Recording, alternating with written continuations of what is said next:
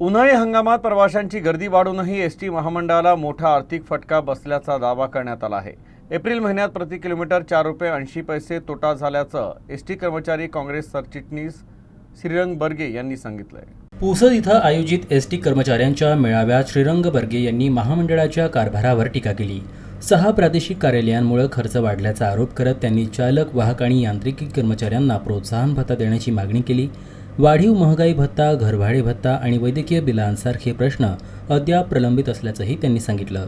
मागण्या मान्य न झाल्यास पावसाळी अधिवेशनात आंदोलनाचा इशाराही देण्यात आला।